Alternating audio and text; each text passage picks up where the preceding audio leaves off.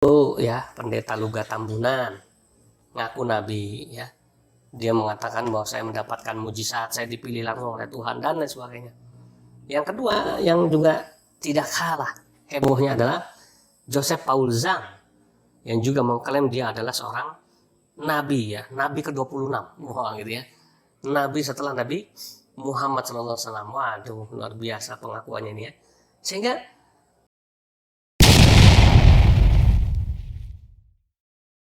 Bismillahirrahmanirrahim. Assalamualaikum warahmatullahi wabarakatuh. Alhamdulillahirabbil alamin. Allahumma shalli ala sayyidina Muhammadin wa ala alihi washabihi ajmain. Amma ba'du. Ikhwafillah yang dimuliakan oleh Allah Subhanahu wa taala. Kita panjatkan puja dan puji syukur atas nikmat yang telah Allah berikan pada kita dan kaum muslimin semuanya. Salawat dan salam kepada Nabi kita tercinta Muhammad sallallahu alaihi wasallam. Nah, kita tahu akhir-akhir ini dunia kristologi digegerkan ya dengan pengakuan dari para tokoh-tokoh agama Kristen ya, para pendetanya yang mengklaim bahwa mereka itu adalah nabi, utusan Tuhan. Walaupun itu memang tidak diakui oleh kita umat Islam otomatis ya. Kalau di kita nih di Islam ini kan malah membahas masalah nabi sudah clear, sudah tuntas, sudah jelas ya. Sama halnya seperti membahas masalah ketuhanan. Ya, jadi kalau kita bahas Tuhan dalam Islam jelas sudah cuma satu ya. Kita bicara masalah nabi dalam Islam juga sudah jelas ya. Nabi dan Rasul terakhir yang diutus Allah adalah Nabi Muhammad SAW. Tidak ada yang lain. Itu sudah sepakat seluruh kaum muslimin di seluruh dunia. Dari yang kecil sampai yang tua ya, semua sama di seluruh dunia. Semua aliran sepakat.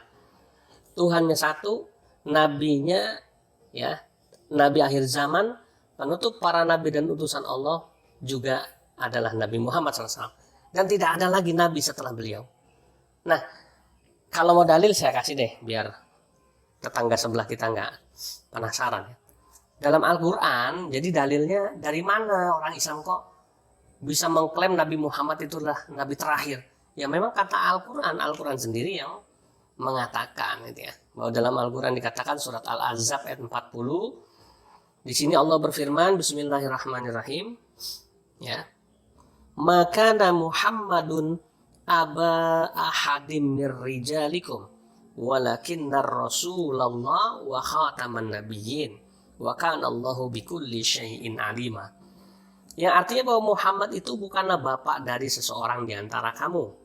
Ya. Jadi dikatakan begitu. Kemudian tetapi dia adalah utusan Allah dan penutup para nabi. Utusan Allah dan penutup para nabi. Jadi tidak ada lagi nabi setelah itu. Kemudian dan Allah Maha mengetahui segala sesuatu.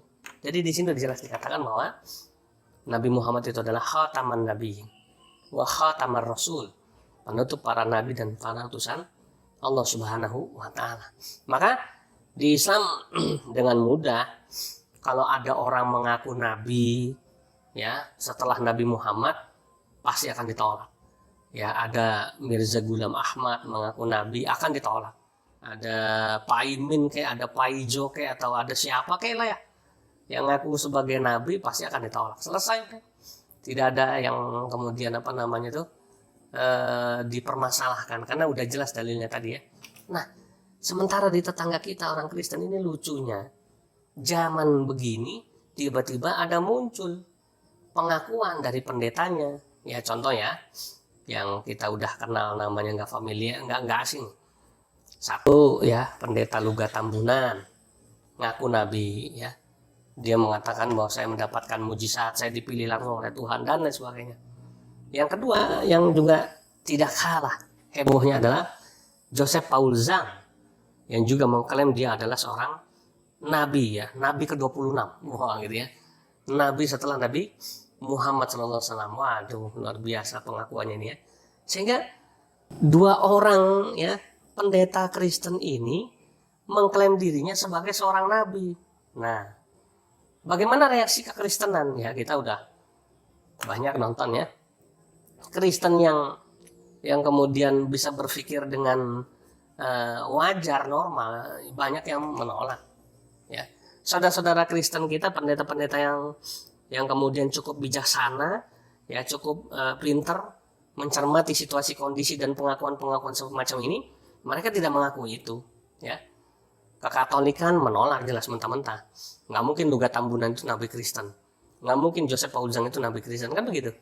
Dan para Kristen yang lain, baik Protestan dan lain sebagainya. Nah, jadi tapi ada memang segolongan tertentu Kristen yang kemudian mengaminkan bahwa betul Duga Tambunan itu nabi, bahwa betul Joseph Paul Zhang itu adalah nabi, ya. Itulah ruwetnya gitu ya. Sehingga kemudian dunia dakwah Kristologi heboh ya dengan pemberitaan ya di media sosial mengenai dua permasalahan ini ya. Tapi oke lah, karena ini merupakan klaim dari mereka sendiri, kemudian juga yang ribut juga ya internal mereka sendiri, kita nggak usah ikut-ikutan ya. Kita mudah-mudahan kita hanya bisa turut mendoakanlah semoga permasalahan di internal saudara-saudara Kristen kita bisa selesai biar nggak saling gontok-gontokan gitu ya. Sementara di Islam sudah jelas alhamdulillah kita tidak terpengaruh sama isu apapun ya, statement apapun yang kemudian mencoba mau membenturkan kepentingan kita. Kita tidak punya kepentingan di sana. Kita nggak punya kepentingan dengan pengakuan Luga sebagai nabi. Kita nggak punya kepentingan terhadap pengakuan Paul Zhang yang mengaku sebagai nabi ke-26. Ya. Karena apa? Karena udah jelas tadi ya. Nah, tapi memang problem berikutnya adalah problem hukum karena dianggap menistakan agama Islam. Sebab apa? Sebab dia menghina sosok Nabi kita Muhammad Sallallahu Alaihi Wasallam gitu ya. Kalau masalah dia ngaku sebagai nabi, kita sih nggak punya kepentingan, terserah lu aja mau ngaku nabi kayak mau ngaku Tuhan, bodo amat gitu ya. Tapi permasalahannya dia menghina sosok nabi junjungan kita umat Islam, yaitu baginda Nabi kita Muhammad Sallallahu Alaihi Wasallam ya, dengan kata-kata yang tidak sepantasnya dia ucapkan. Nah ini yang berseberangan kepentingan ini yang kemudian menjadi bentrok kepentingan itu ya, kemudian jadi masalah. Baik ya, mudah-mudahan ini penjelasan singkat ini menjadi petunjuk menjadi panduan ya buat kita semua supaya lebih bijak lagi dalam menganalisa dan juga dalam mengomentari segala sesuatunya. Jazakumullah khairan katsira wal afu minkum, mohon maaf lahir batin, billahi taufiq wal hidayah. Assalamualaikum warahmatullahi wabarakatuh.